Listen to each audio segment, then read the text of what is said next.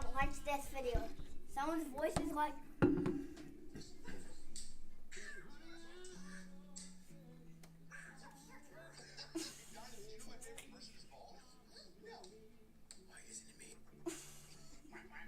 Crazy.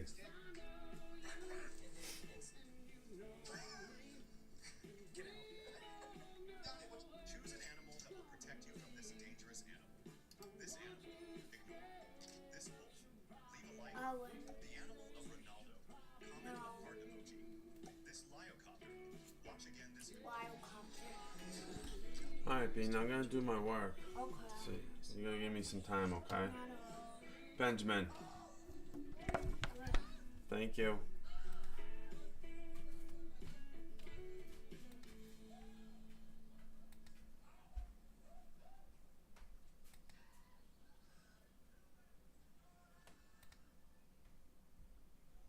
Choosing a bottled Starbucks Frappuccino drink that's all flavor and just 100 calories? Easy. Choosing between creamy vanilla, double chocolate, and sea salt caramel flavors? A little harder. Try the delicious new Starbucks Frappuccino light drinks. Look for them wherever you buy groceries. Start with Starbucks coffee. This is the story of the one. As a maintenance engineer, he hears things differently. To the untrained ear, everything on his shop floor might sound fine, but he can hear gears grinding or belts slipping. So he steps in to fix the problem at hand before it gets out of hand. And he knows Granger's got the right product he needs to get the job done, which is music to his ears. Call, click Granger.com, or just stop by. Granger, for the ones who get it done.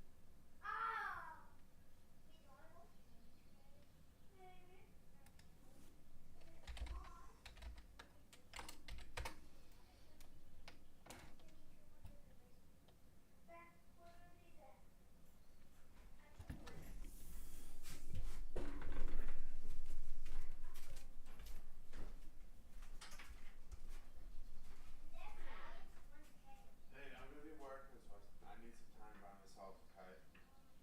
Thank you.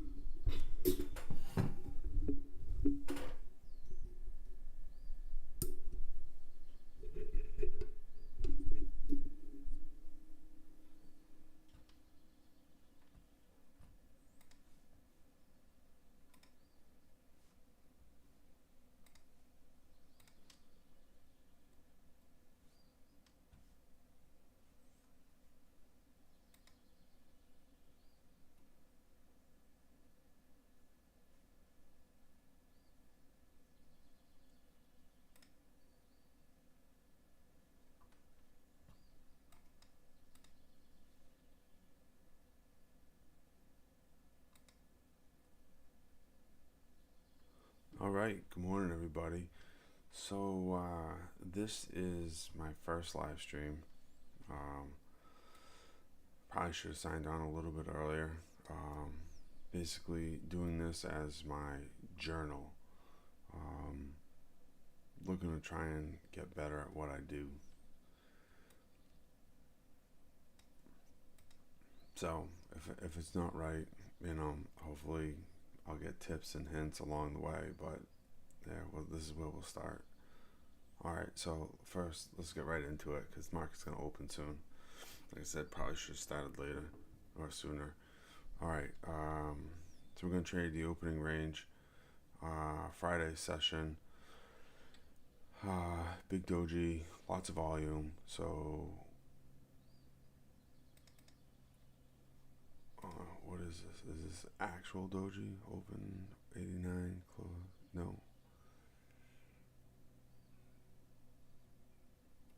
So we'll call this a 2 for 3 to the downside. So 2 for 3, it is red candle, increasing volume. However, it did not gap up, so with volume. Let's see the levels. See, we're already past 190, so we'll start at 20. Let's see, the program will take care of 2200, but I like to put it. And let's add 2180. And we'll put 2190 as well. All right.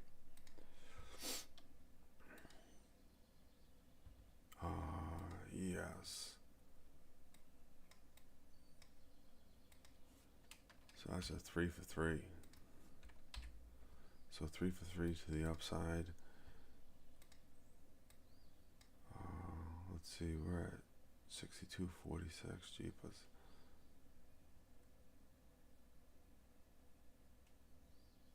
What the heck?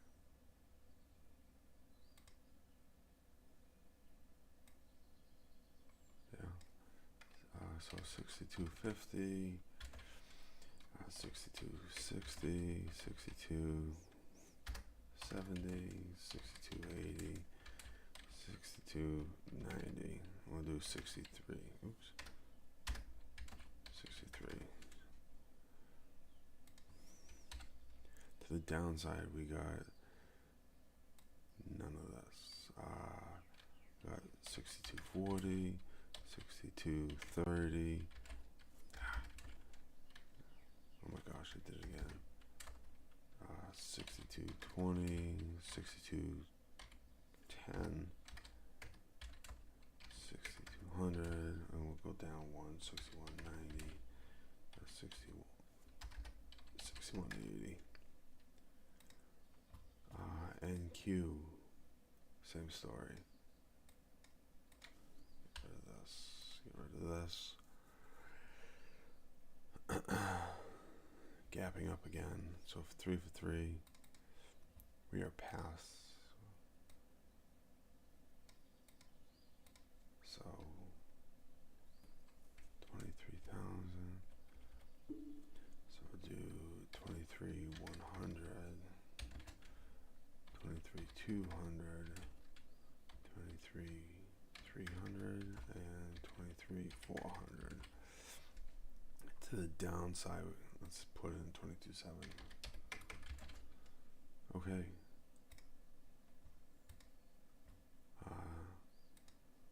It's good enough for now. Oh wow, look at that drop. Bam. Yeah, let's get over there.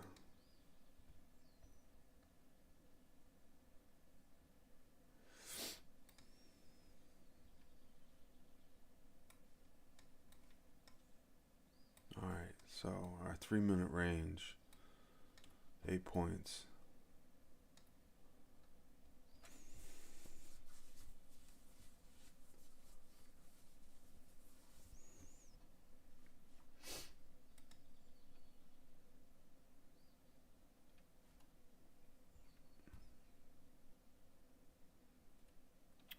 Yeah.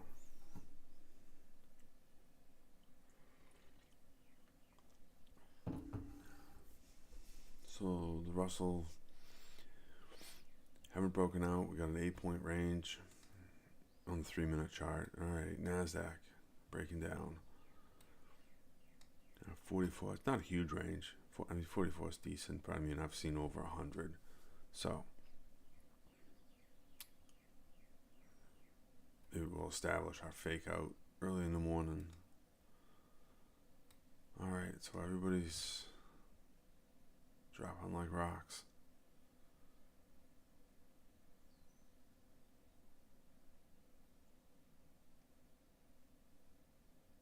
Okay, so it is what it is.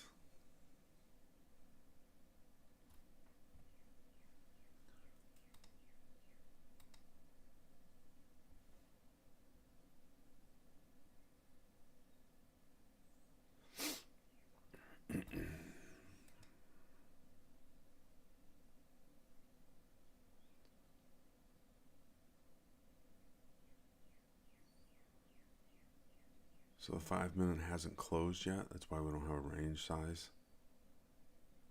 Close in a minute, about a few seconds.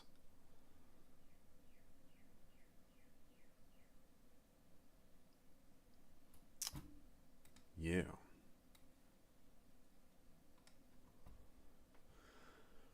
Let's see here. Let's pull this up.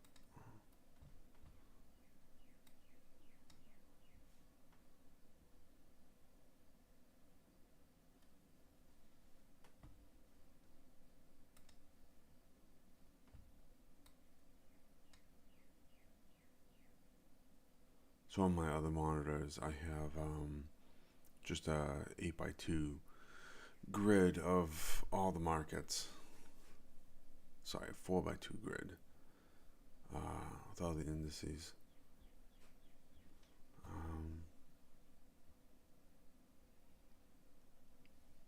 Let's go back to the Russell.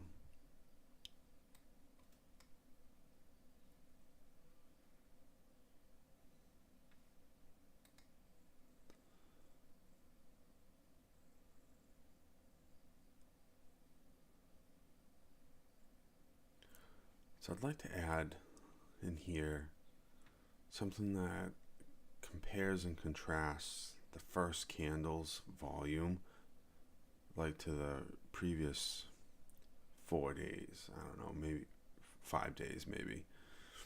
You know, like this volume candle for the first bar, is that decent? Is that decent volume? And let's see.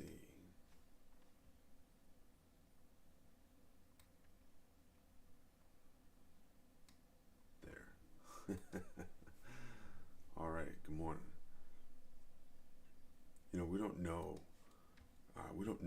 like, is this decent? Like, is that decent volume? Is it going to be a huge volume bar with just a small range? Or do we get a low volume with a huge range? Was this our fake out for the day?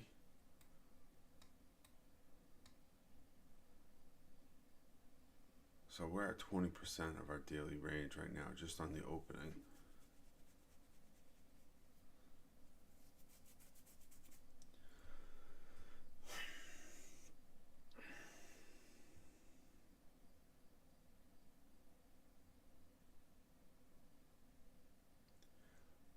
So while we're sitting here waiting, I decided to do this stream, one, as a journal, but two, and the main reason is because I've done all the groups, I've joined a few different ones, and frankly, I just think they're bullshit. And I'm just super frustrated with them. I thoroughly enjoy doing this trading. But like this last guy that I was trading with, you know, he had all the rules written out, but and he had a decent process, and I liked him because he was trading momentum, where previously I was trading reversals, and I didn't like the strategy I was trading, so I wanted something different.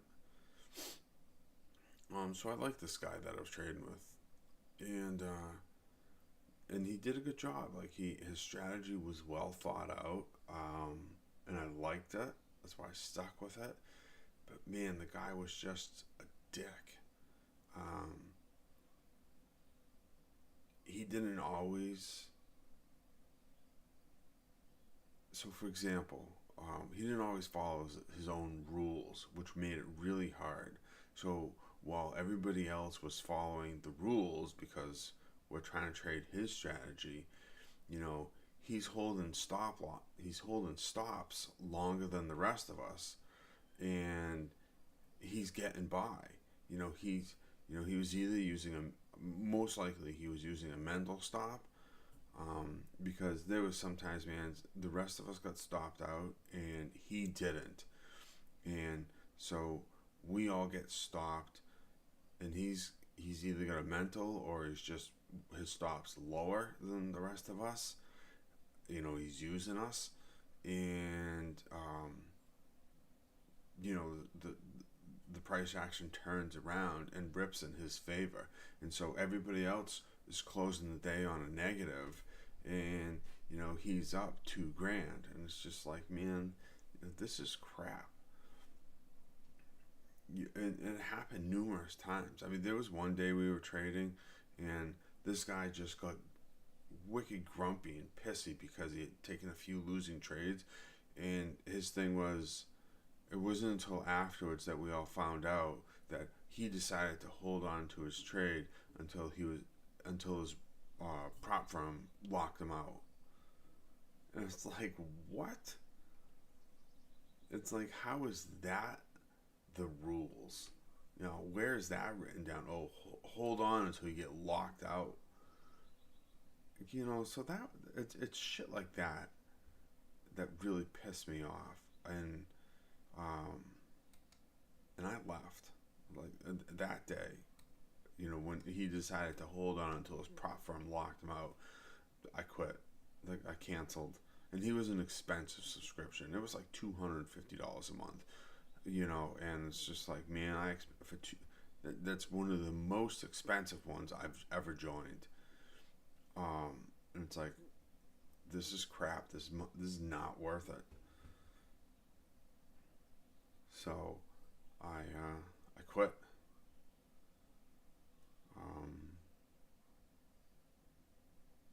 I took it for what it was worth. Figured out who this guy was. Like I said, I enjoyed his trading system. I enjoyed his strategy. I thought it was really good, but I thought he sucked. You know, and it was one of those things where he's saying, "Yeah, all right, I'm looking to get in, and all of a sudden, you know, he's got an entry level. You know, for example, that's got to be below 2,200, and well, let's say right here, he's got an entry that's got to be below, you know, 1949, and the stock pops up, and he decides to get in. You know, so he was getting in when the rest of us weren't getting in, and it was just like, what? Like, how can you do this to people? Like, so I don't know. I thought it was crap. It was just crap. So I'm super frustrated. I'm bitter. Like I said, I liked his system. I learned a lot, but he was just a crappy teacher. That's for sure. Alright, so still range bound here. Not much going on. Yeah, just gonna dip lower, back inside the range. You know, big green candle. Not big green, but good volume on a green candle.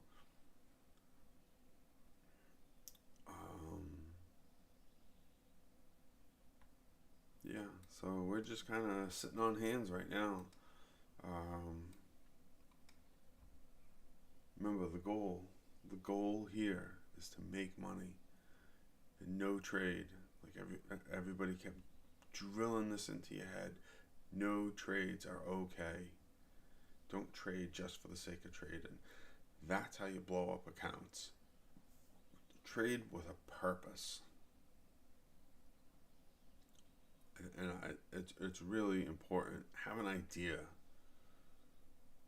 Have an idea as to what you think your trade's going to do. And if it goes in your direction, awesome. But if it doesn't, bail. Don't hold on and hope it turns around.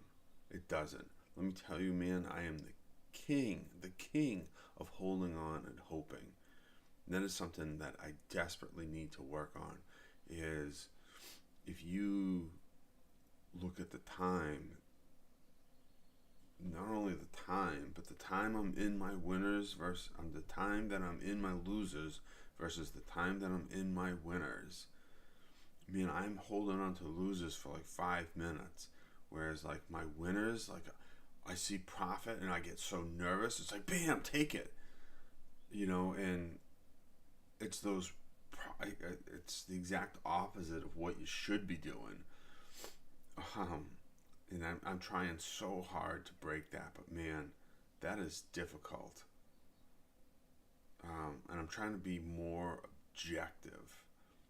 So the other thing I've noticed about my trades is not only am I in the losing trades longer, but my losing trades, while I don't have many of them, my losing trades are always bigger than my winning trades. That is something that really irritates me. I want my losing trade to be $100 and my winning trade to be $200. But right now my stat is backwards. My losing trade is always $200 and my winning trade is $100. Man, if I could at least get them to be the same, that would be great. Because my win rate is pretty high, but the ratio of the dollars is lopsided. It's backwards. My losers are always bigger than my winners. So basically I have 2 small winners and then 1 large loser. So it is literally 2 steps forward, 1 massive step backwards. And so that's what I'm looking to change. That's my goal.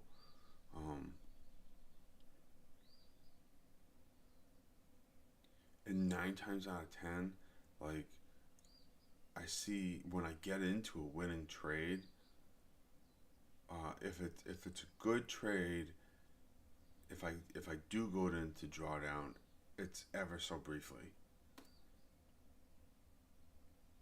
real brief. It might just dip and then rip. Whereas my losing trades, man, they sink like rocks. And for some reason, I just hold them.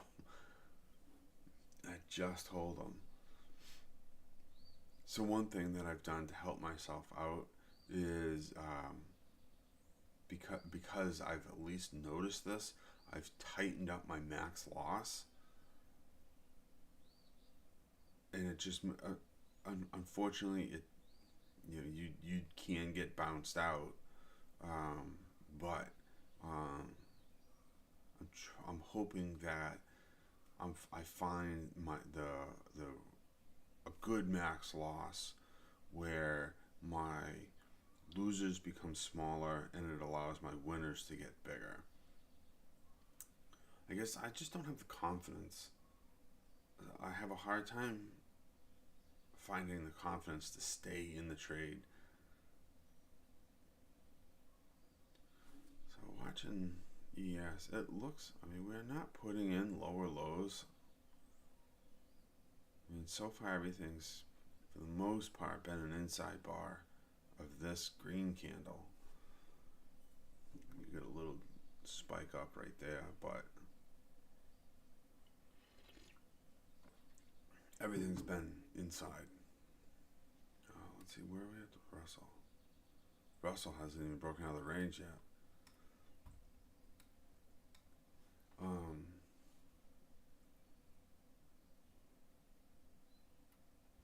one thing I did not check is if there's any economic news this morning. Should we be waiting? Ooh.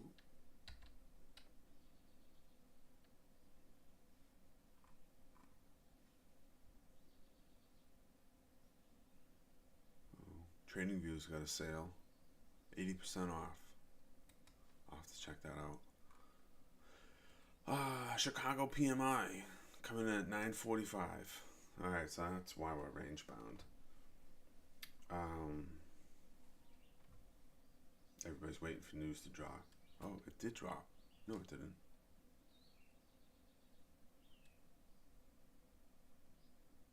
Yeah, it did drop. What else we got?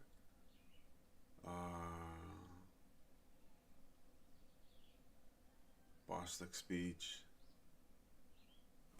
Dallas Fed Manufacturing Index at 10:30. Bostic at 10. The PMI dropped at 945. What is this? 945?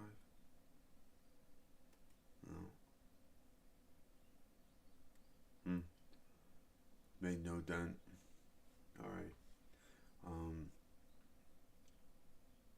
So along with my video journal, I use a journaling software called TradeZilla, and I like it. It's decent. They do. I think they have a free version. I think I'm working on the free version. But I created a little checklist for myself of things to check on, and write down notes, record, just record like the news for the day, the VIX for the day,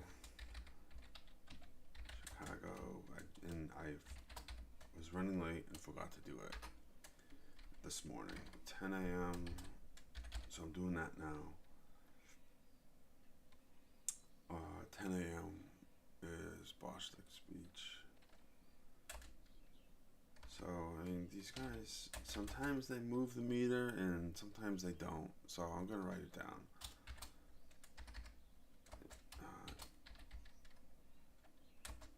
B-O-S. How do you spell this guy's name? B-O-S-T. Bostic. Bostic speech. All right.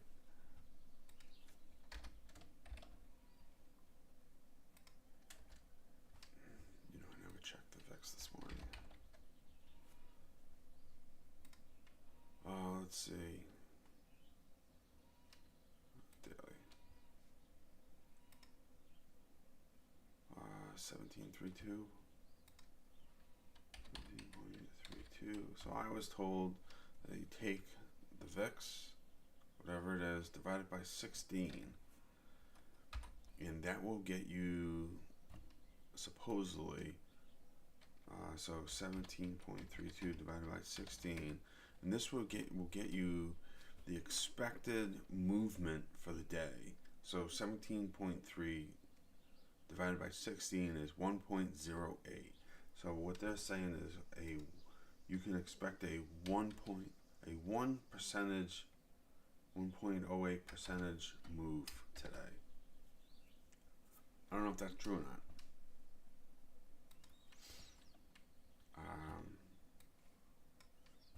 No idea. I'd have to go and compare it. But I like going and looking at the VIX because it basically tells you, it tells you, hey, is this going to be a wild day today? And it's just something to be aware of. I'm not sure it's the end all be all, the best tool in the world, but it's definitely something to be aware of. So I write it down.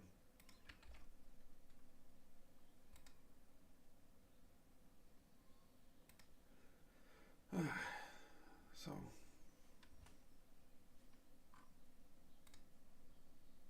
here we are.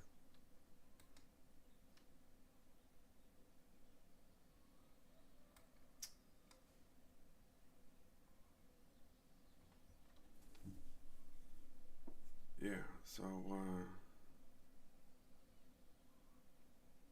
I don't know. We'll see how it goes. Nothing's really happening. But back to my rant and rave. I was part of a couple of these groups, and like I said, none of it was working. Decent strategies, and I would like to get better at this. So I just thought that this video journal would be a good way to do it. Sometimes I wondered if, because these guys were talking out loud, they weren't trading inside their head. It was basically like they had somebody to talk to. I was wondering if maybe that was helping them. I know in my personal life, when my father was alive, man, he was my sounding board, and I talked with my dad all the time, just about plans and, hey, what do you think about this? And hey, what do you think about that? And a lot of times I got good feedback from just talking out loud, and sometimes just talking out loud helped me realize, oh, hey, this is a good idea, or it generated new ideas.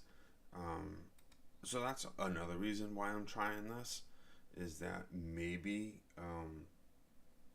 it'll help me be more confident in my trades, because right now, like, I'm so nervous to pull the trigger sometimes. Man, I've blown up so many freaking accounts at this. Like, sometimes it gets really fucking frustrating. It sucks.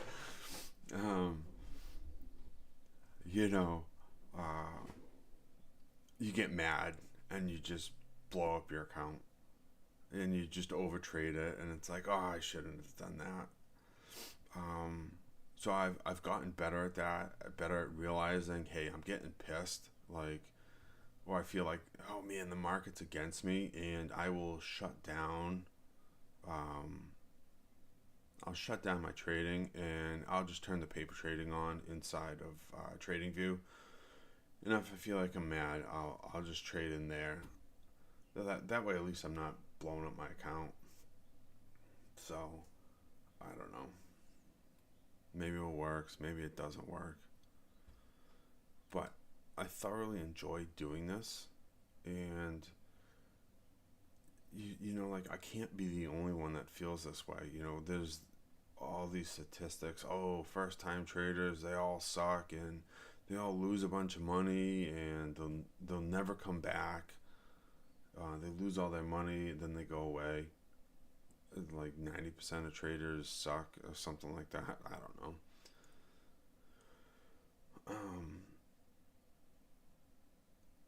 So I want to get better at it, and so I thought this might be a good way to help. But there's not much going on today, that's for sure. So this is our opening range for the Russell. It's roughly 8 points, and we're still inside this first candle. Nasdaq, we're slowly dipping down. Let's see how the 5 looks. But this could just be our fake out lower on our way higher. So this is our volume moving average. So anything above the moving average is, that's your outlier volume. And so it looks like we had a big red, and so this could just be a pullback on our way back down. This further back green candle,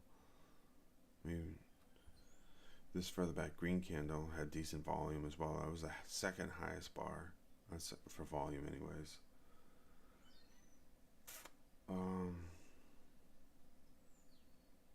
Yeah, I don't know, like, this is the first time I've ever actually done a live stream, so I'm not exactly sure what to say. Do I just fill up space, or just keep talking and talking and talking? That'll get fucking boring. I'll get sick of listening to myself. I don't know. But thank goodness I am the only person here. So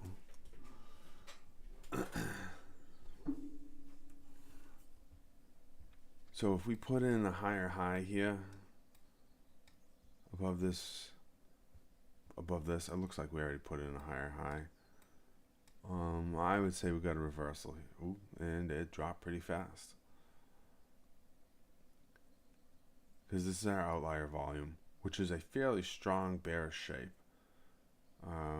And it got snubbed right there. So we'll watch. Yes, same story. Same story. Little dip outside the range. But ES, look at the volume bars. We do not have any outlier volume. We don't have any above normal, above average volume bars. So, not really an awesome story here. Yeah, nothing happening for the Russell.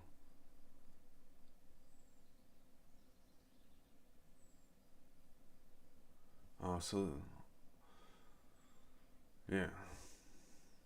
So this blue box up here, this chart, I made this. It basically helps me figure out if my if I have a $200 max loss. Oh, I can't move it. If I have a $200 max loss, then one contract I need to be within 4 points. Or it will get me 4 points of movement before I hit my loss. If I'm trading 2 contracts, I'll get 2 points of movement before my max loss. So in this updates for whatever ticker you're trading. Right. It definitely looks like we got a reversal going on, but we still have not. So alright, so let's try and set this up. See if we can make something happen here.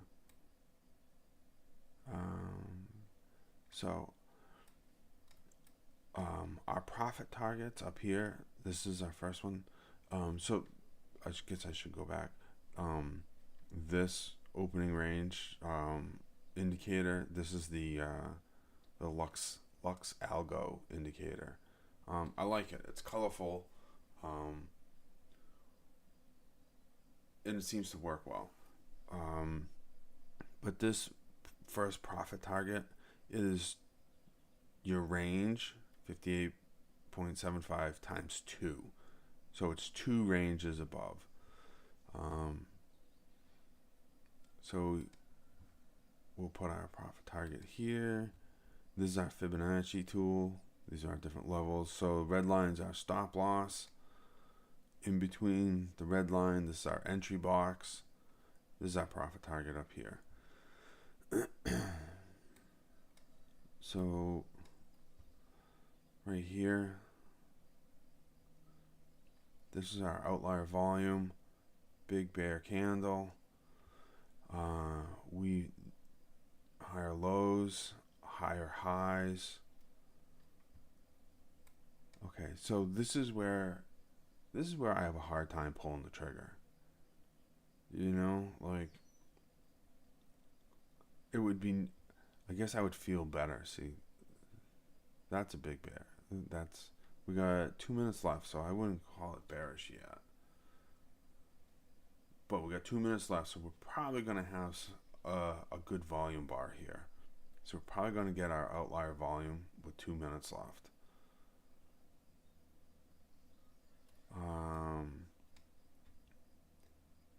So we get a $200 stop loss gives us at this point one contract is 10 points. So we need our reference entry would be at 31 right there. So we need to enter between the blue line and the red line. That's 10 points of loss. That's a 10-point spread, basically.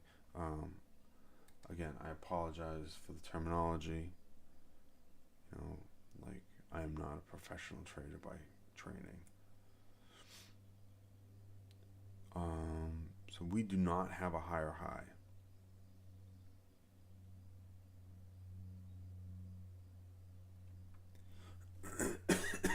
Excuse me.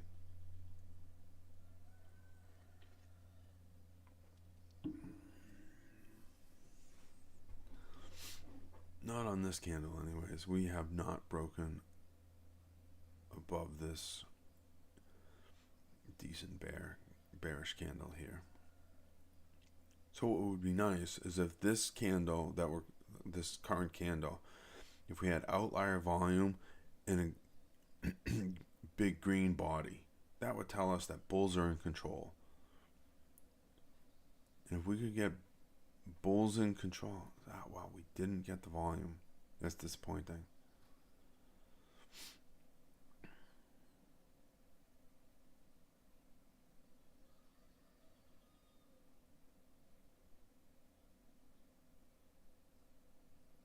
So, so looking left, big bearish candle with big bearish volume.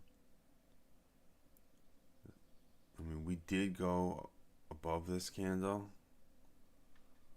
but I don't trust any of it.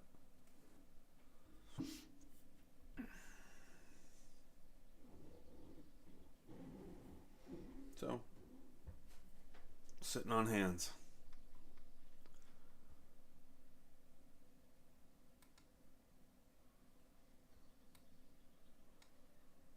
Same story at ES, and the Russell's still done nothing. Oh, alright, the Bostic speech started at 10.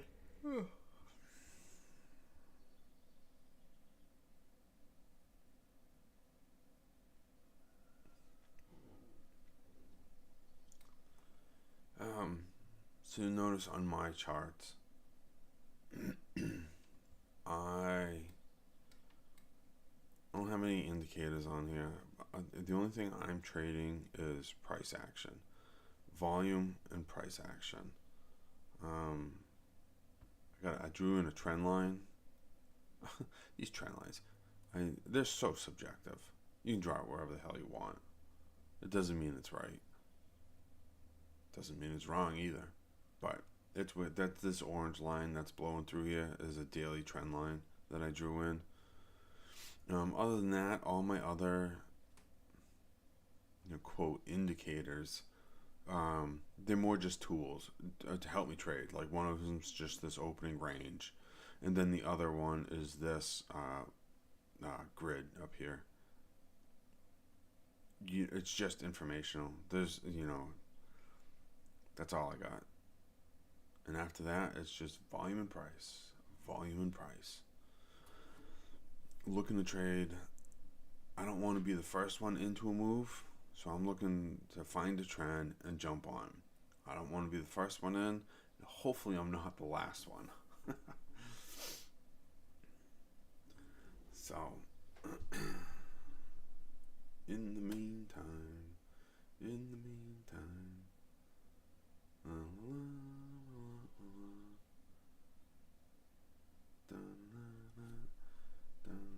oh, interesting. So I just noticed that everything's slightly messed up. Oh, no, is it? No, okay.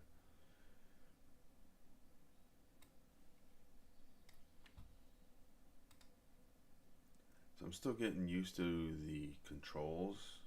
So not only, do you got to do normal trading, but I'm trying to get used to the whole streaming thing.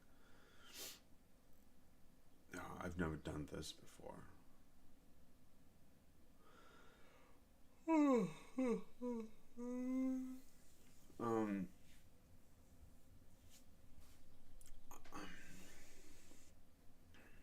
So my preferences of what to trade. The Nasdaq is a beast. That thing is just crazy. So like one of the things I've noticed is I have this information right here, the candles. I was always curious as to how much of a candle is the wick and how much of it is the body. So if we, like on this Russell candle, we know that the upper wick, let's see, before we get into it, candles,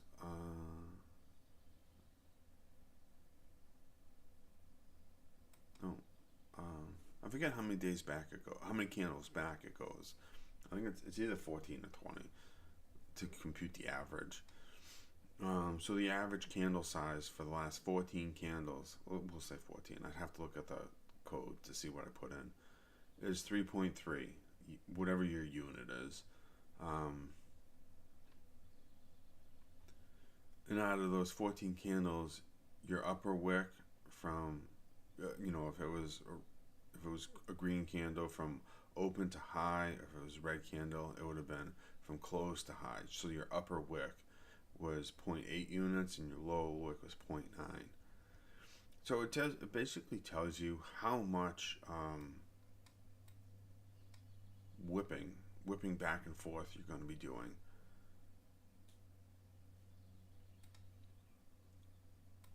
Nasdaq on really bad days, man, I've seen this up in 60, where your wicks are bigger than your bodies. So, and this just tells you that. It just gives you a number. I found that helpful.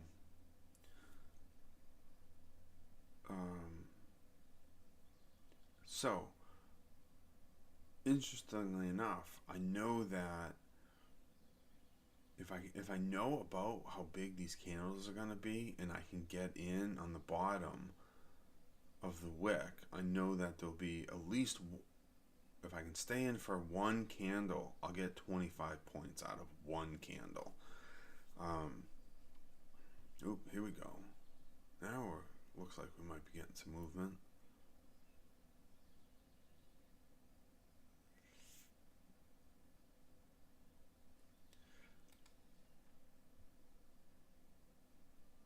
All right.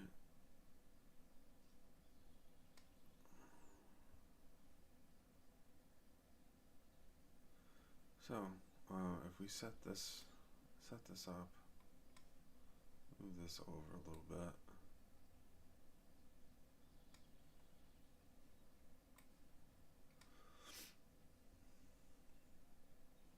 Okay, so here's the thing, like, you looking back in time, it's like, wow, we could have rode this from 795 all the way up here, 50 points, but like there's nothing telling us that, geez, we should have got in. Like this was right here was a big bear candle on big volume. Like why would we have gotten into that? Not to the long side, and then to have it reverse. I don't know. Again, this is where I'm not an expert at this. Not at all. We haven't, this was definitely a fake out lower. But there was really no, in my opinion, no tradable price action here.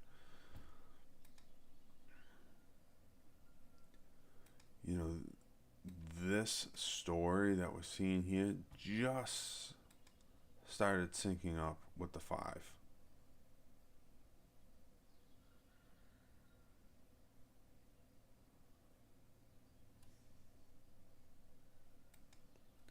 Again, I don't freaking know. I have no idea.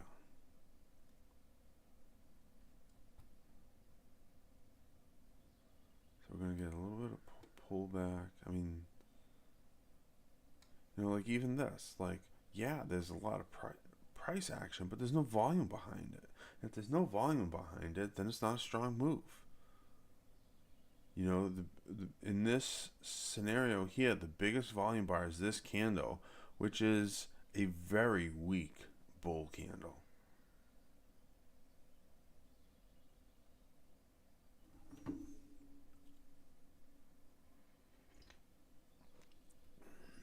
$34.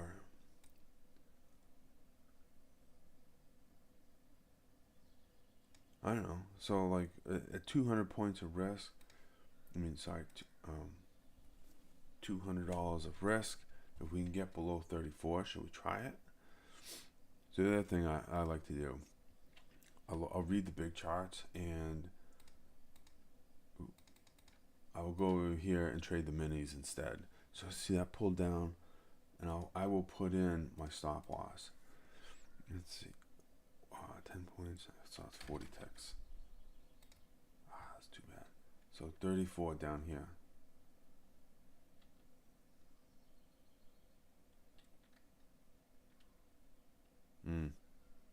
So it looks like it might be going on without us.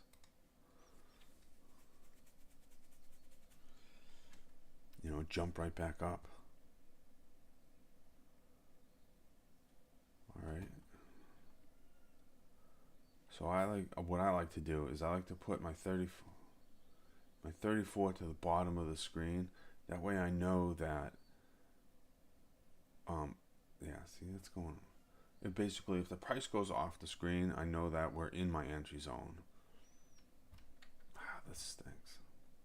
I don't know, maybe it'll pull back. And here's the thing. Something else that everybody kept drilling into me is if the move is strong, if it is a strong move, you will have ample opportunity to get in. The move will give you plenty of opportunities to jump in.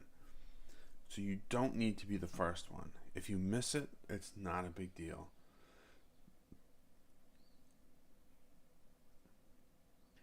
I would rather miss the trade. I'd rather just miss it versus losing money. So it came close. I thought I saw 35.50.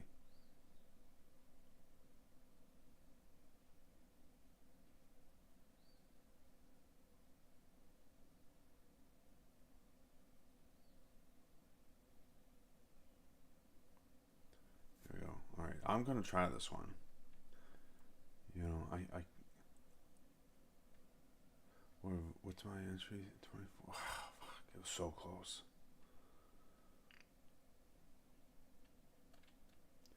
So I use hotkeys to get in. All right, so we're close. Now let's see how it does down here. It's sitting. I bought.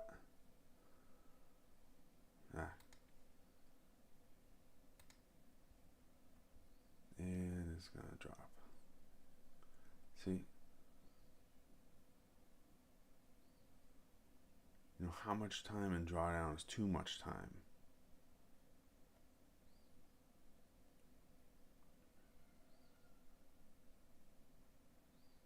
So did I jump the gun here?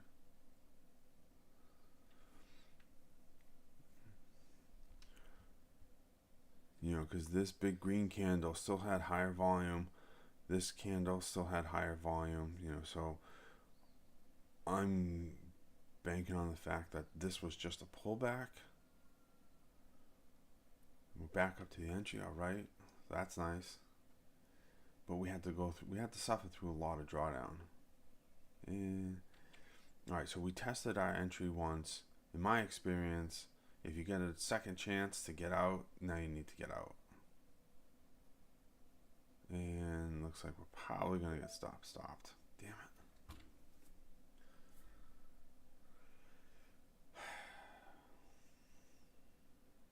Yeah, let me turn off these notifications.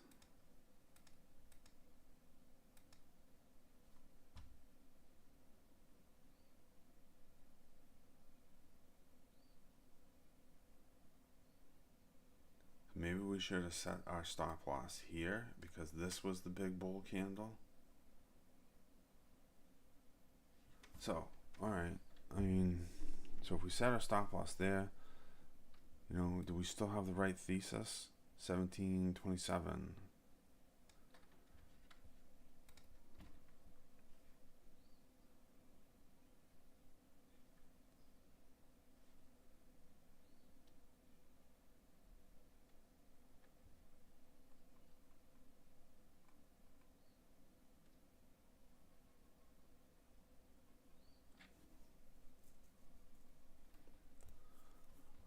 don't have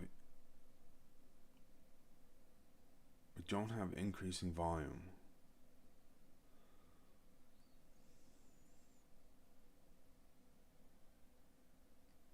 That figures, man.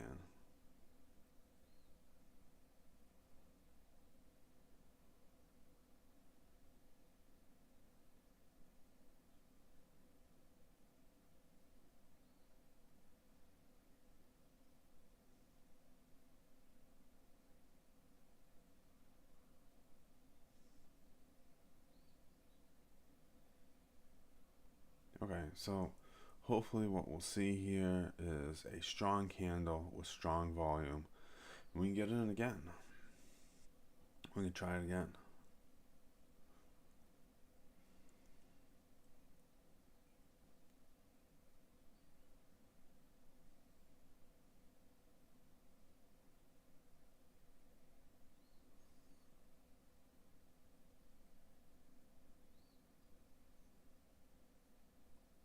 But kept our loss small. You know, it was an $80 loss, so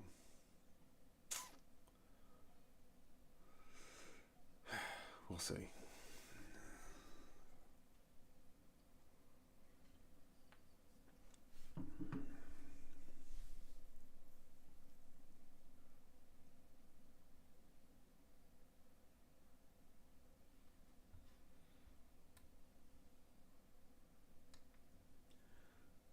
You know, so looking back,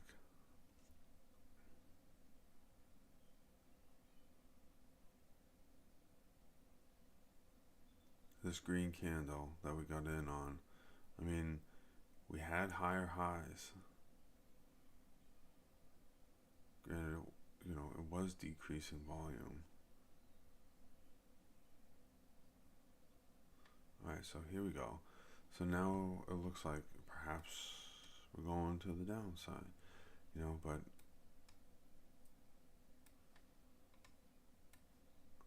what should we target? I don't think we can target lower days.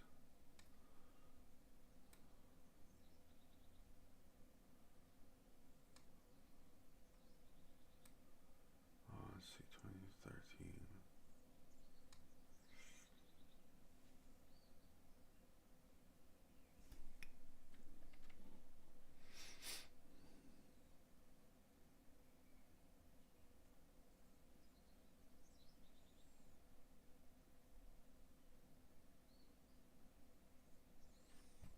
Okay, so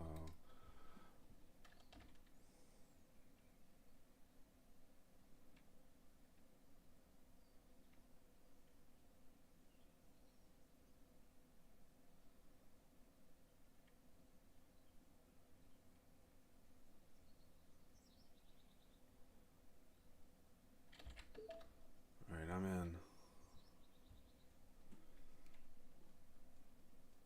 My stop loss is 23. 25. So I 24. Alright, so we're doing good. Doing good. Now we're nice. So we got increasing volume, but we got a weak bear. So is this one of those scenarios where we should just get out early? Or should we hang on? Should we take profit? Like, I don't. We got increasing volume, but bad shape.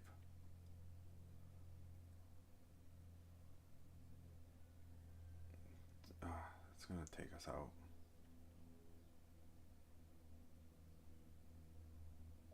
Damn. Fuck. So now this is turning into it's gonna be if it closes here, this is gonna be a strong bull or extremely weak bear, unless this price just hammers down.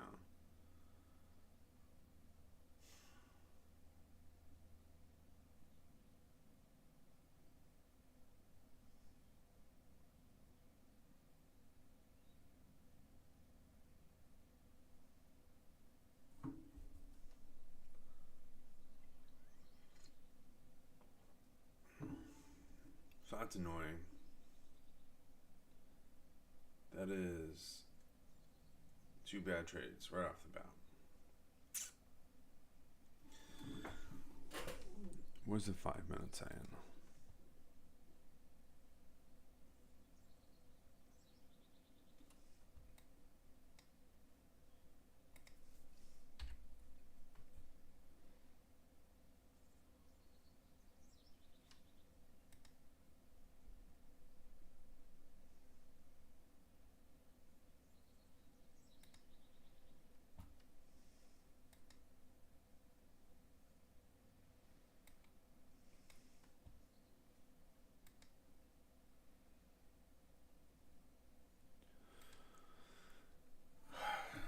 All right.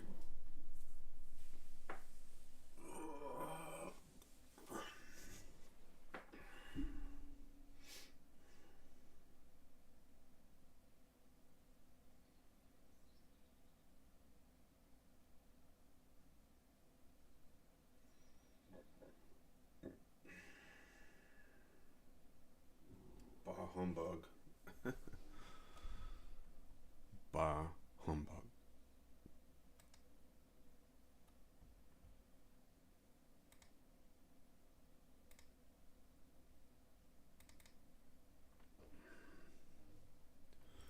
Alright, so far we are down $160. Bah humbug. So it is 10:30.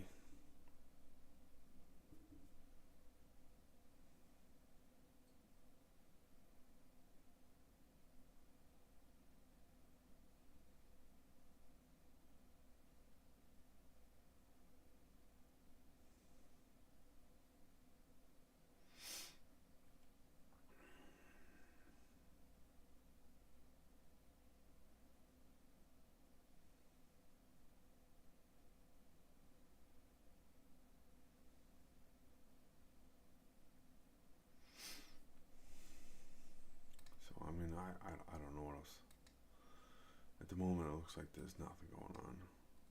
It's just a bunch of chop. Oh, what is cool? I saw. So this one guy did this. I'm gonna help identify a range. Oop. There you go. There's your range.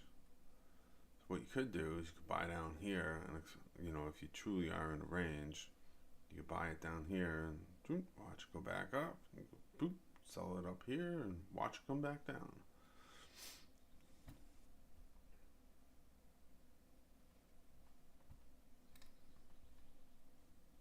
Oh, this is definitely a range.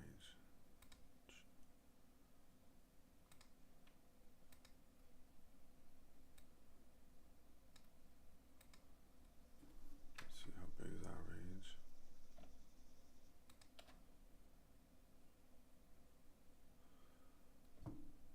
It's a 58-point range, 60-point range. You know, I mean, you definitely make some money off that range.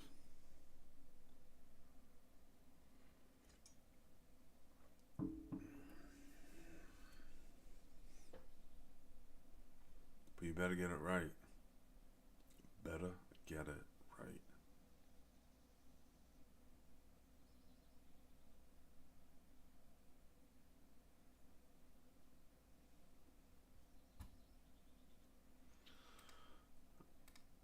Let's see what's gold doing.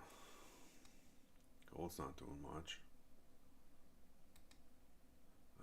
Let's see, what's oil doing?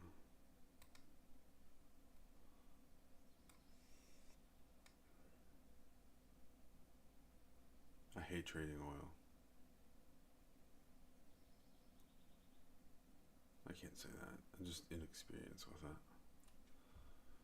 This is from a previous day. Ignore this.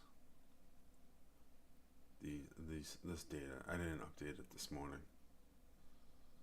Should probably stay off that then.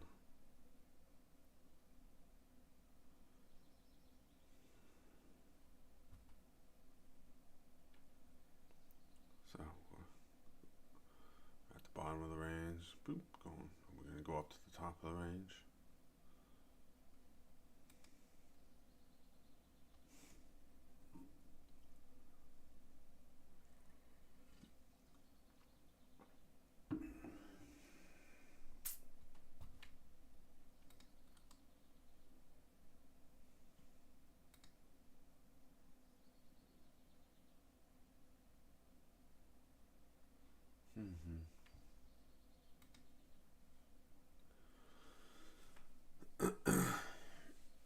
Oh, golly. Oh.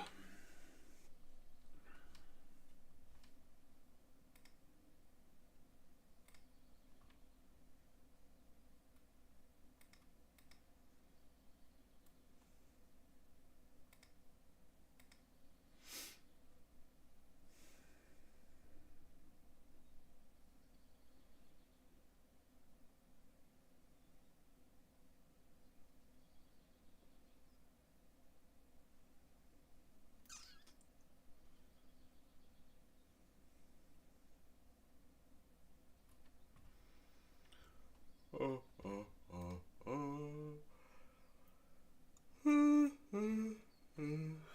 Yeah, excuse me.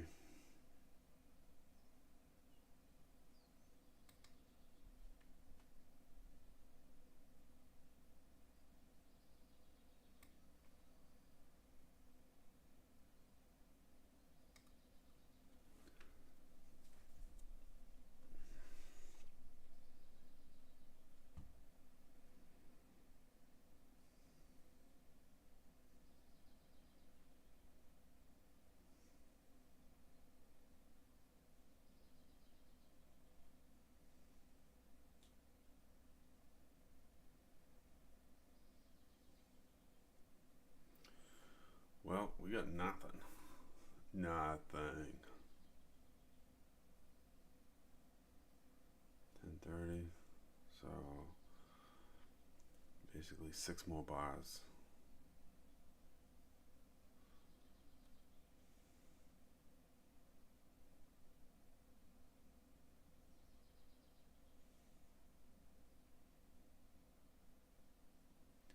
Yeah, I'll give this to 11, and after that, I'm done.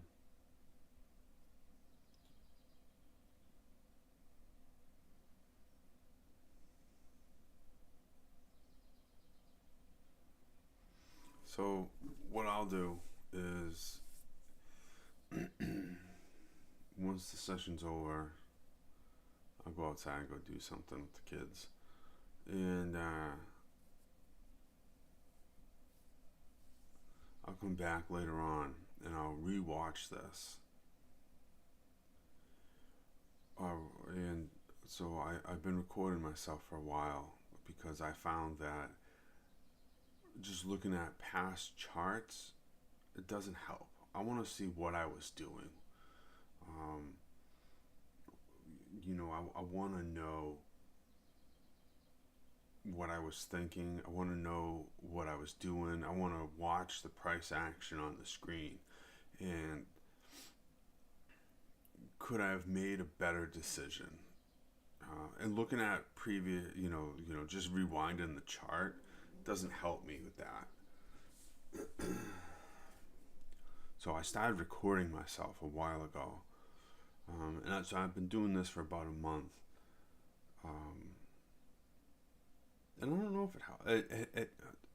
It has helped with my position sizing. Excuse me. I definitely learned that I was trading too big of a position.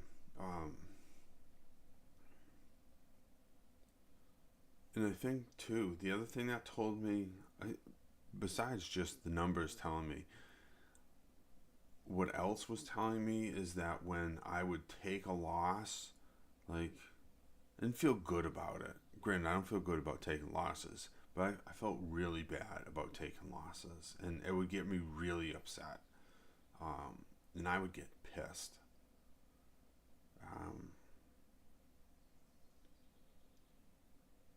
So I have definitely figured, so I guess where I'm going with that is that because I was getting so upset about my losses, it basically told me that my position sizing was too big.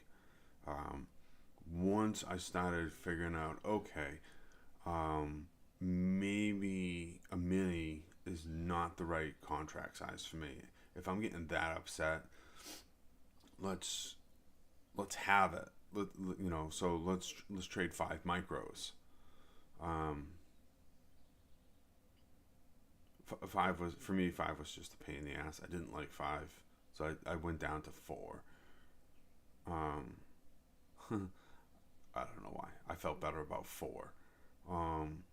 And so when I like taking these losses, I took 2 trades this morning, and they were both losers, but I'm not bent out of shape about it. It's not going to ruin the rest of my day.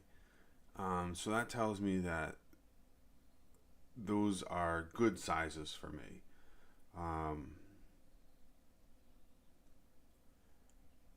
And then I think the only other, unfortunately, some days I get really pissed and I will blow up an account.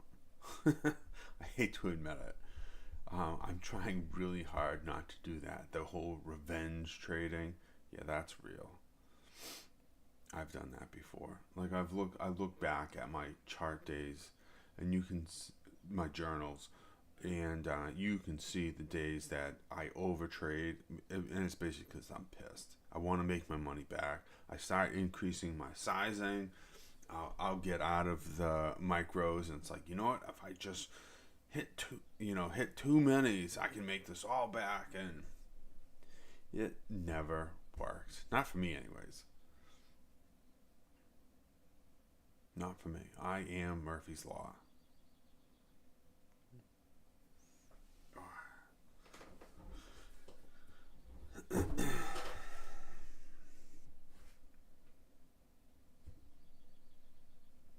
So,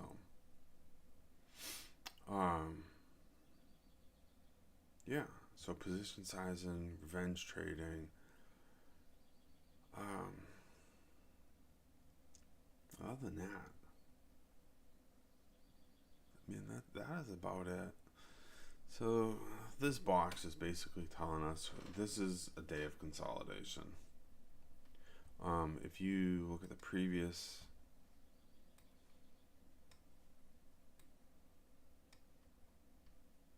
I mean, I think most of this move came overnight.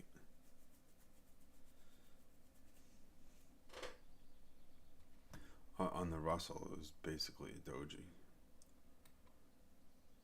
And so I think because we're at all-time highs, I think people are digesting this, trying to figure out what to do. I don't know. I have no clue. I have no idea what people are doing.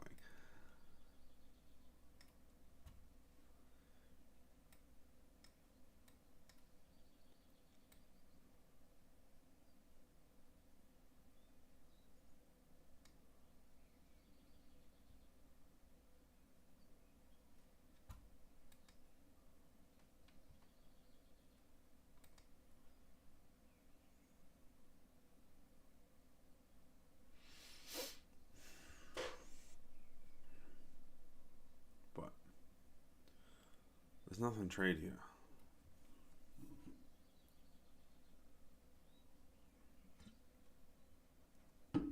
What would be interesting is to read up on some strategies on how to trade a range bound move. I'm sure there's some techniques. My thing would be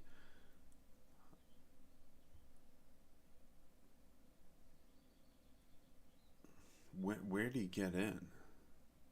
So you're gonna have to look for a reversal. Do you look for confirmation? And you're halfway to the opposite side of the range at that point.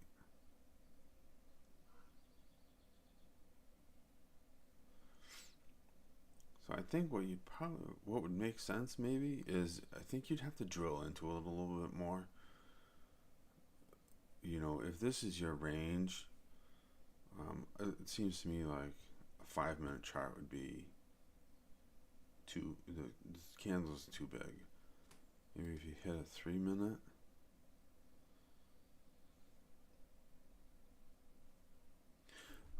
So this box, I think you can put in a middle line, yeah. So that's your middle line. So signal, confirmation. I mean, you're literally almost halfway there. I mean, honestly, the range wasn't established until here.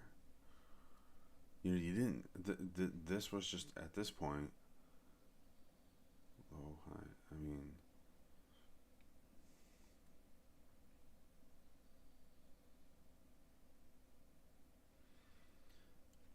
yeah. I mean, you could have. So you got one bottom, two bottom, you know, one top, two tops. I would think that qualifies as a range. I don't think I'd go one top, one bottom and say, oh, we got a range. I think I'd want to see more.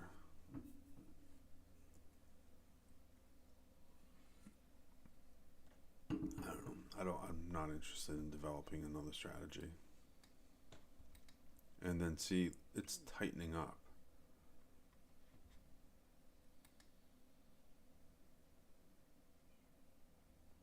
So I think what most people would do at this point is they would put in a trend line.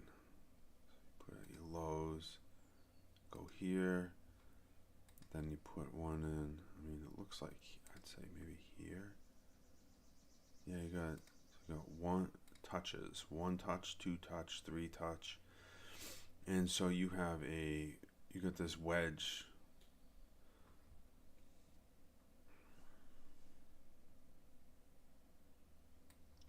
I think most people would draw these lines in, create this wedge, and then the price gets funneled into the tip of the wedge, and they say, okay, it's going to break out of the wedge higher, or it's going to break out lower, which is honestly is complete bullshit, because it could just keep doing the same thing and go right through your wedge.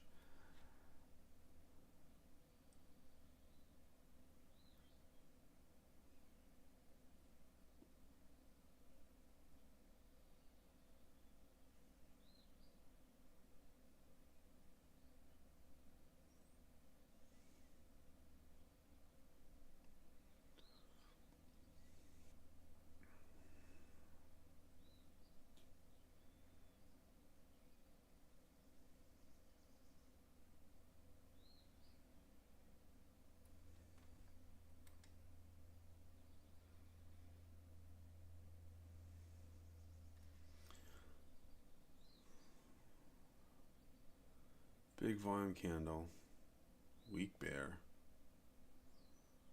The next candle, our next biggest candle, is also another weak bear. Well, less volume, but I suppose it's a little bit of a stronger candle. It's got more body to it than this one does.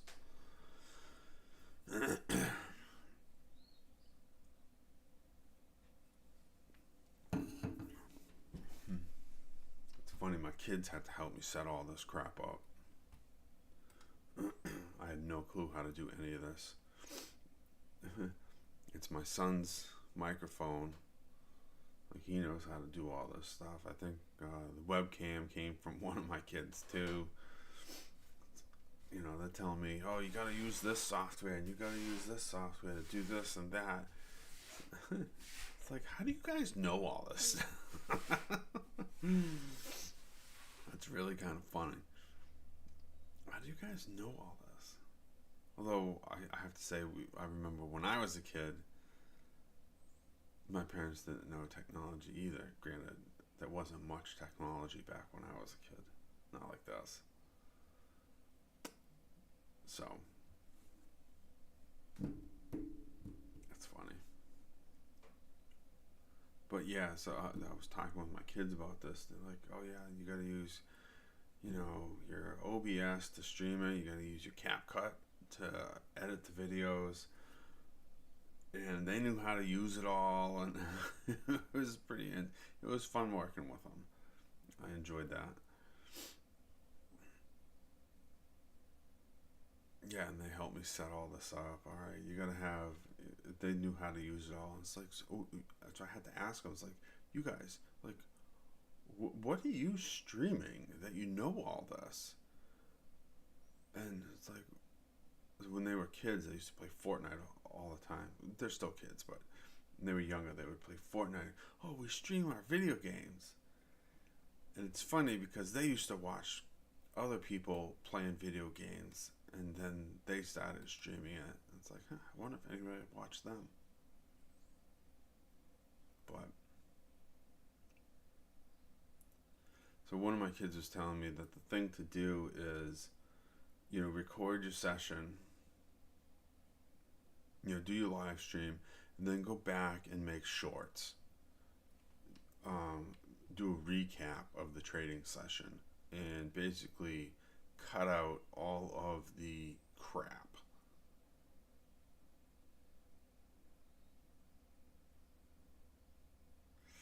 So, I don't know if I'm doing it the right way though.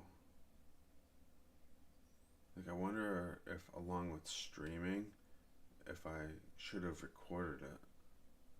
I have no idea. We'll start. Okay, so our biggest candles since here, our biggest candles of the whole day have been red candles, in decreasing order.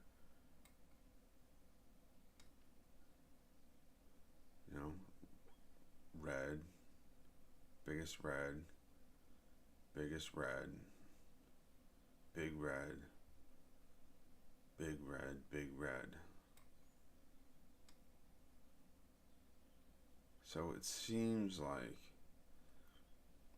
the bulls aren't keeping up.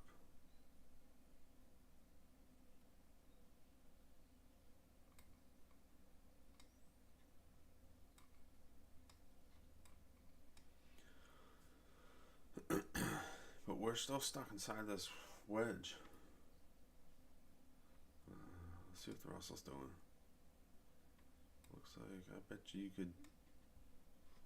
you could draw the same pattern for the Russell. So if we tried and you started there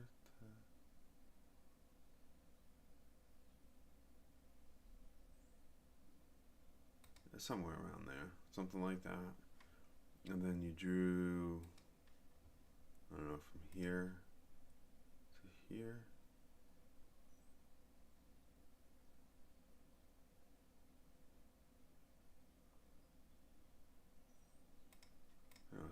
This is completely subjective, drawing these wedges.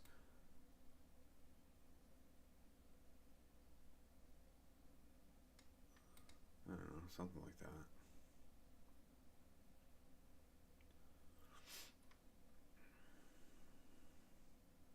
Let's see, it seems like it should be going like this.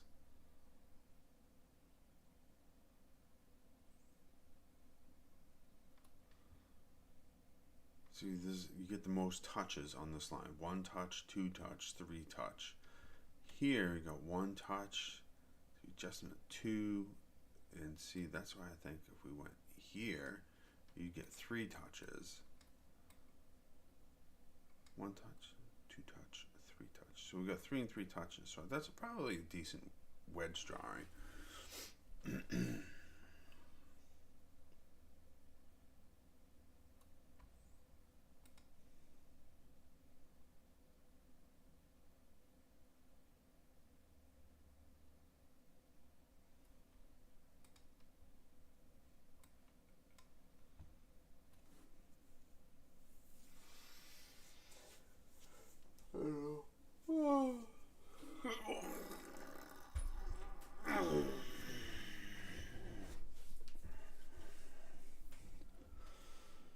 It's almost 11. I'll give this a little bit longer.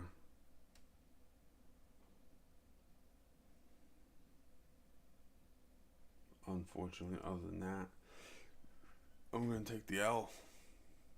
But at least it was a small L. Like I hate taking L's. But what I hate even more is on the bad days taking huge L's. Boy, that really pisses me off.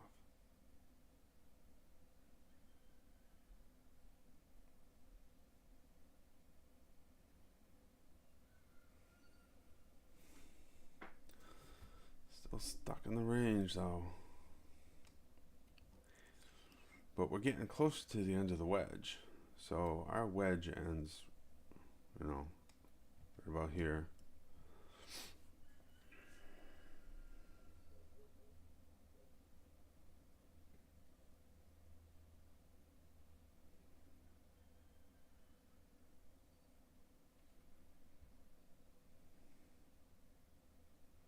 I don't know. What do you think it's going to do? Should we take bets? I think that's what we're already doing.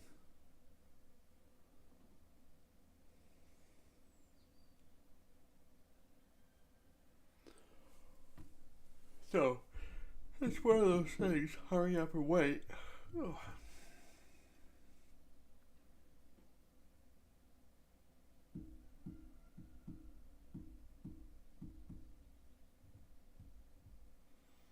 So I tried to do this stream the other day. I didn't stream it. I just recorded it, and I was like, oh, I'll upload the recording. YouTube had so many problems with my video. I had music playing in the background, and so it was just like, no, you can't do this.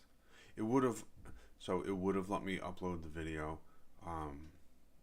but it had issues with it, and I didn't want to deal with the issues.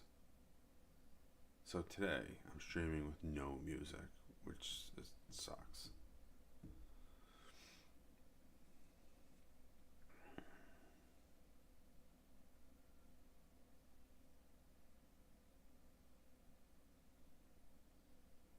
Yeah, it would be nice to have some music. So maybe I was thinking get like an earbud, so I can at least listen to some tunes. Because sitting here in silence, just talking to the computer, it's not very fun. I'm not sure how long I'd do this for. Although, I don't know, maybe. The goal here is to talk out loud and to generate ideas. And I have to say,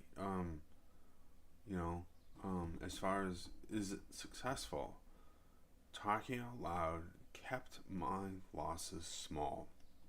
While I did have 2 losing trades, my losses weren't ridiculous. It kept me honest. Ooh. I hear footsteps. Hold on. What's up? You streaming? Yeah. Oh, sorry. That's alright. I put it on the be right back. Oh, that's sick. You have a be right back screen.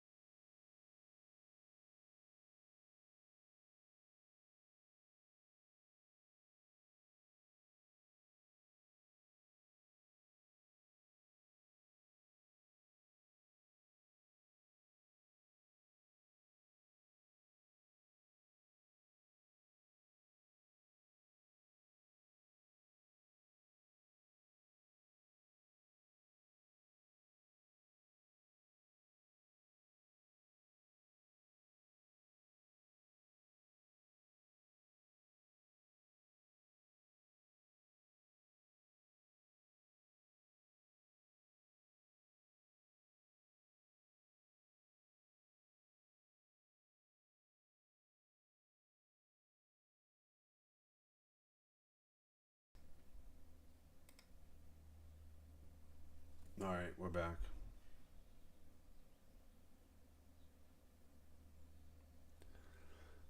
Alright, so still staring down this wedge. So, but we're getting pretty damn close to the tip of it, so maybe something will happen. It'd be nice. And see, like, you know, does this invalidate our wedge?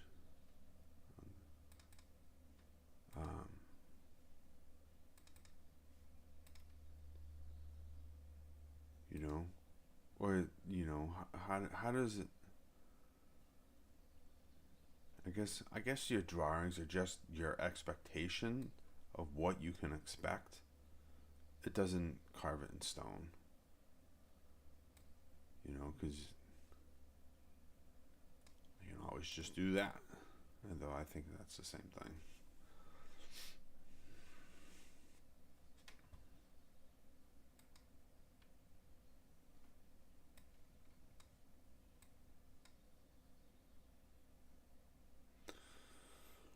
Oh golly, but we are definitely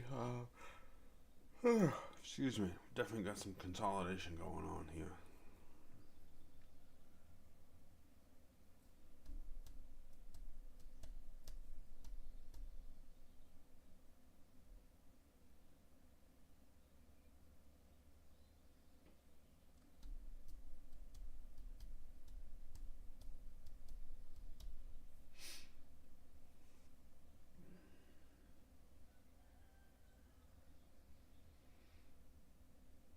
Yeah, and this just isn't tradable. There's nothing you can do here.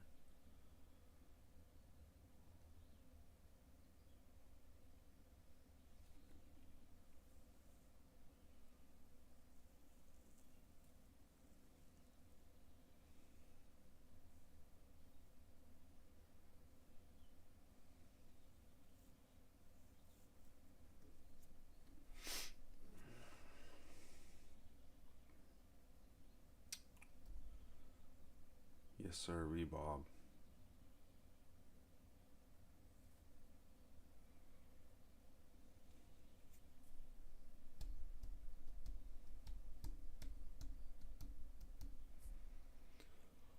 Sitting on hands.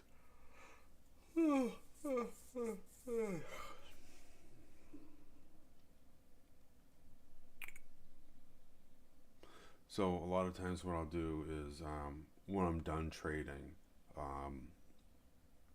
I will export my trades. I'll export my executions for the session, and then I will import the executions into my trading journal. But then what I have to do is I have to go back in and rewatch the video to get my my stop loss and my take profit levels, because I don't write them down. I should. It'd make life, but I don't mind rewatching the videos. It gets me to rewatch the videos, honestly, because I could write them down in a piece of paper outside the journal, but then I probably wouldn't go back and watch the videos. So it definitely accomplishes two things. It gets me to watch the video because I fill in my journal. Yeah. But you know, so if we look at the volume profile, you know, from decreasing, I mean, it's just all decreasing volume all the way down.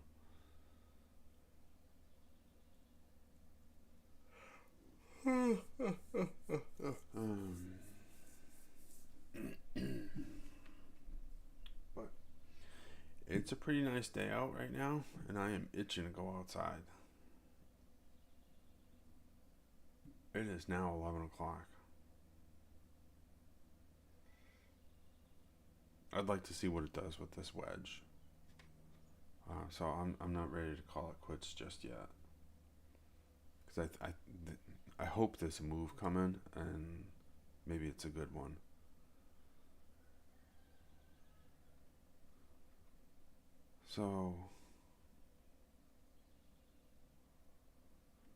So it looks like it's definitely, the Russell is definitely using this bottom of the wedge as support.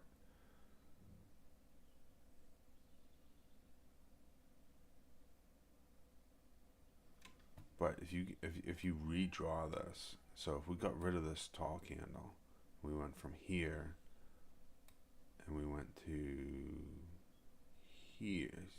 There you go. Is that a more realistic wedge? Either way, either way, we're still at the end of the wedge. Something should happen. Hopefully. Again, it can always just keep going sideways. But the wedge is just our expectation. And I think you have to keep in mind that we're not the only one doing this, that we're not trading by, physically we're by ourselves. But I don't think we're the only person drawing this wedge shape on this chart. I think there's a million, 10 million other traders that just drew this wedge pattern.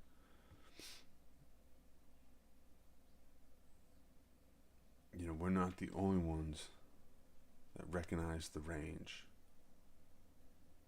And there's nothing to trade here. You can't do anything with this.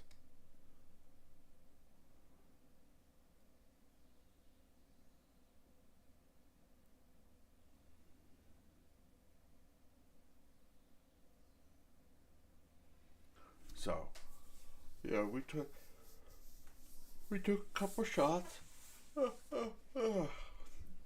What's disappointing is that the second trade, we were profitable by 3 points. But how were we supposed to know? But I'll go back and watch the video. I mean, maybe there was a sign that, hey, you should have gotten out at here.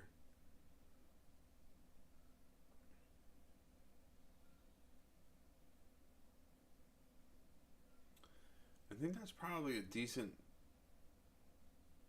I think it's probably decent idea to say to yourself, okay, you've made an entry. So your entry is either going to sink like a stone, or it's going to take off like a bird, or it's going to sink and then take off, or it's going to sink and go up and then sink again.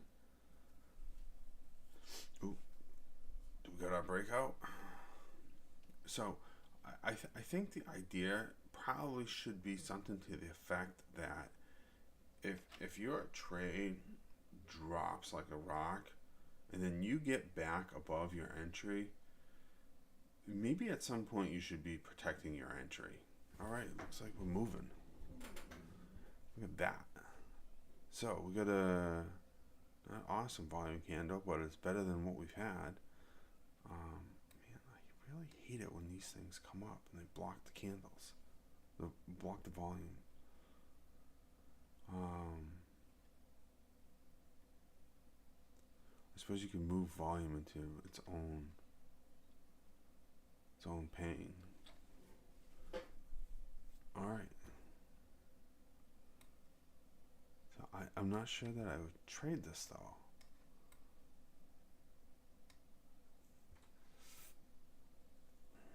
I wonder what the Russell did. Russell also shot up and then came back down.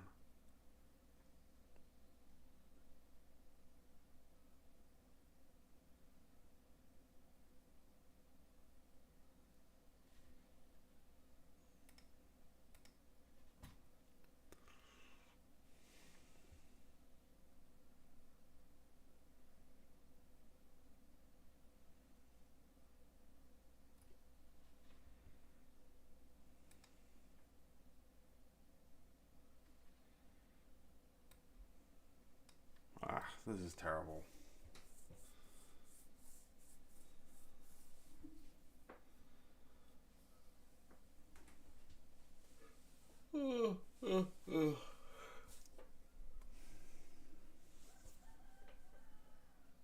Terrible. Oh, this has been so boring.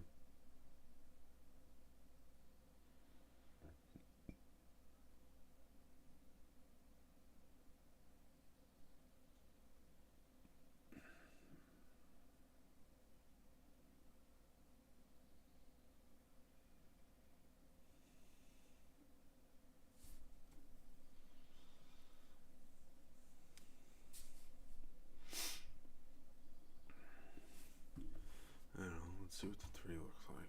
But even still, I mean, I don't know if I would trade this until we get above here.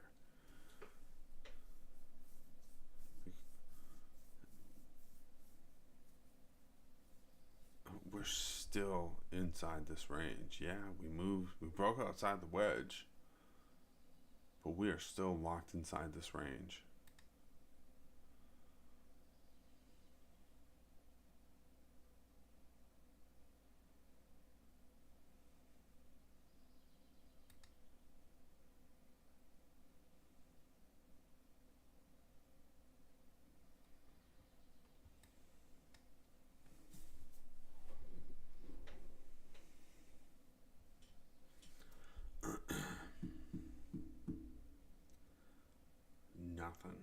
Nothing going on.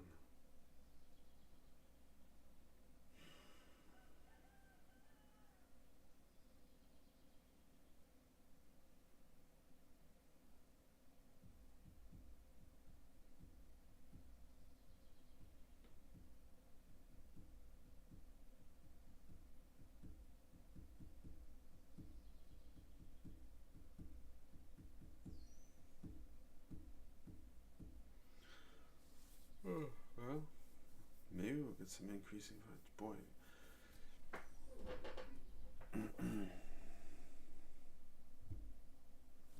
All right. It looks like we're gonna get some increasing volume. All right, we're gonna wait for this candle to close.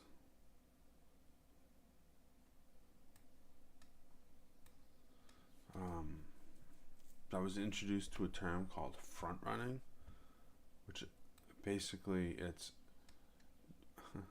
kind of like counting your chickens before they hatch. Don't assume that this candle is going to close higher. It's going to do the things that you want it to do.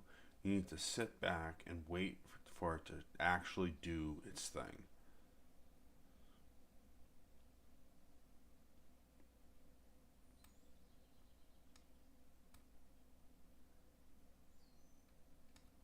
What you could do, I mean, if you wanted to trade the range, trade the breakout there, you could trade it to the opening range high. You do that if you wanted to. I mean, that's 50 points right there. Just a hair under 47. Get a pullback. And you're trading a 10-point range here. So what if you said, bring your reference line in, give it a 5-point range.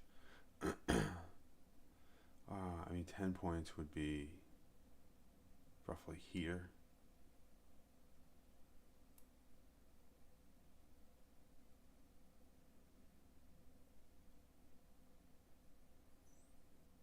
Let's get this box out of the way. We are still inside the range, so we're not going to get rid of the box. So this is still an inside candle, so we need it to pull back. I want to see it pull back. Where are we here? That's a big pullback.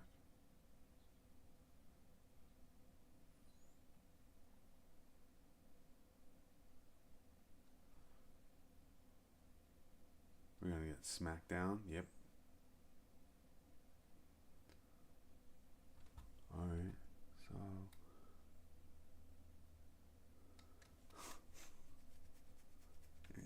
that is a really bearish candle.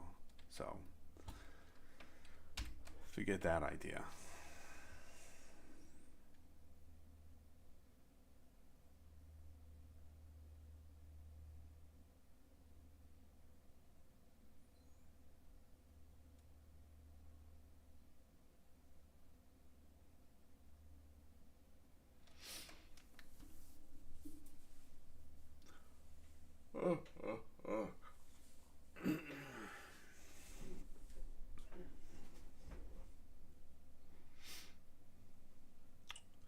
That's funny. It came down, touched the bottom of the wedge. Now, let's see if maybe... Well, you need higher highs.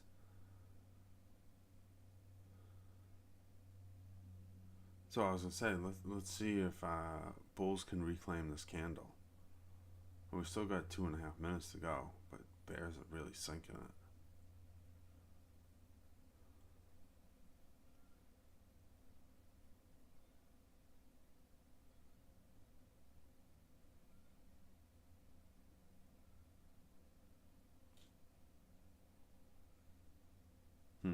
It's an interesting candle. Let's see what it looks like on the 3. Yeah, so on the 3, the biggest candle is the biggest volume bar is a red candle, which is a decent sized bear candle. So, I mean, the story all morning has been bearish, in my opinion. The big volume bars of the morning have all been bearish.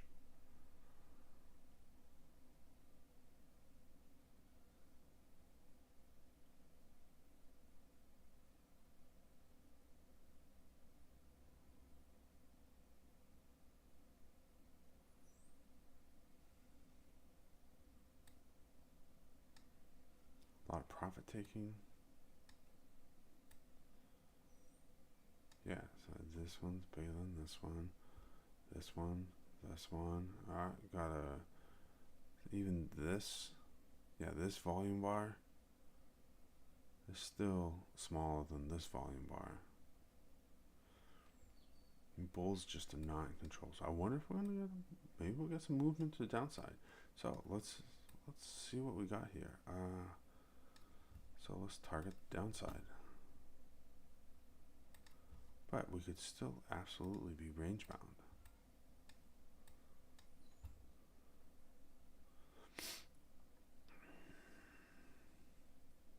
$26.16.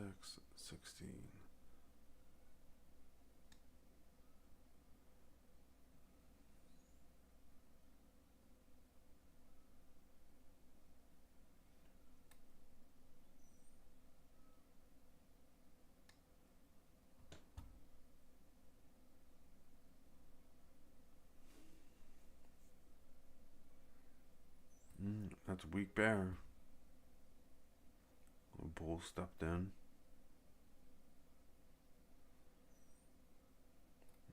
Made new lows.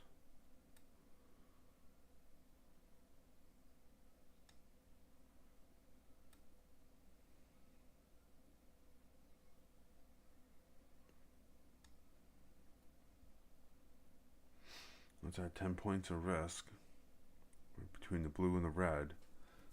Sorry, I'm covering my mouth.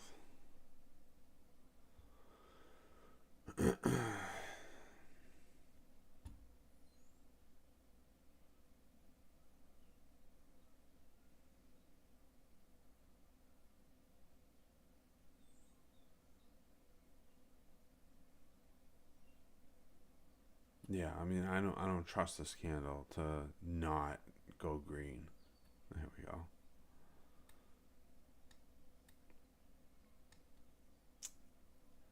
It did for half a second.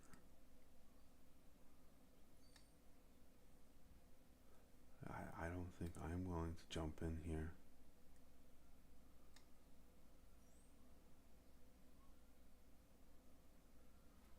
Let's see, let's do this. 10 points. No. 20 ticks. Maybe 2 points.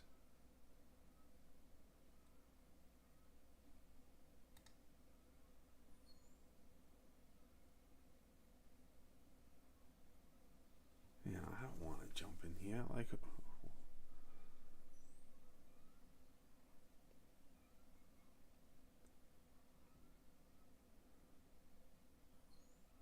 I mean, the thesis could be completely correct.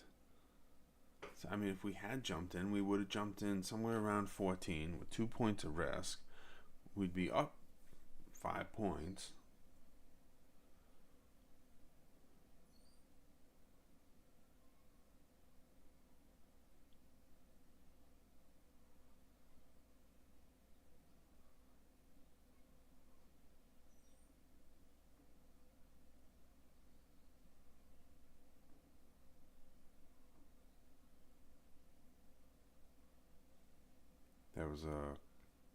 that was fast. The movement up, that was really fast.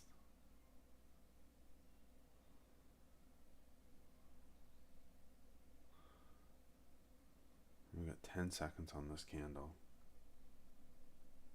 What time is that? That's 1:15.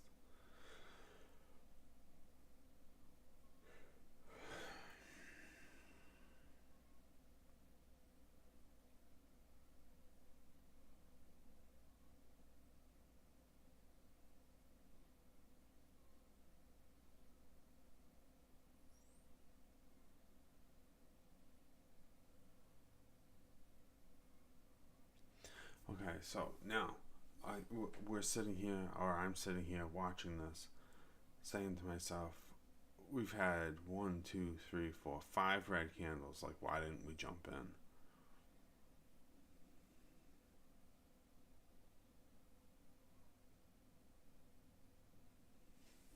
You know, back here, outlier volume, decent bear candle, should have jumped in.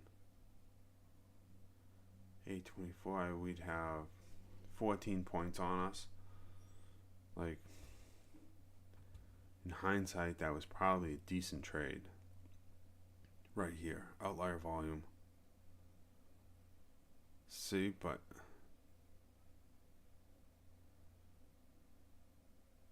there's a decent candle shape. Okay, but looking at this volume bar over here, big outlier volume, crappy candle shape. Let's see, outlier volume, good candle shape, you know, but it reversed on you. So, you know, there's 3 examples right there within 2 hours of a good candle shape, outlier volume taking a shit on you, outlier volume, bad shape, also going against you, outlier volume, decent candle shape, but going in the correct directions. So it's a crapshoot. It's a complete and utter crapshoot.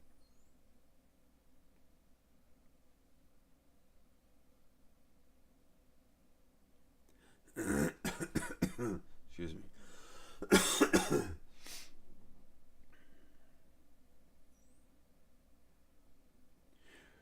So, you know, I wonder, at what point do you protect your entry?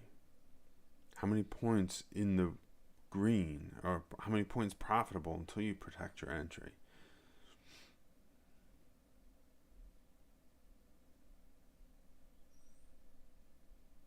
Okay, we're still in the either way, we're still range bound. We're still stuck in this stupid range bound box. Alright, I'm all done. Peace out, homies.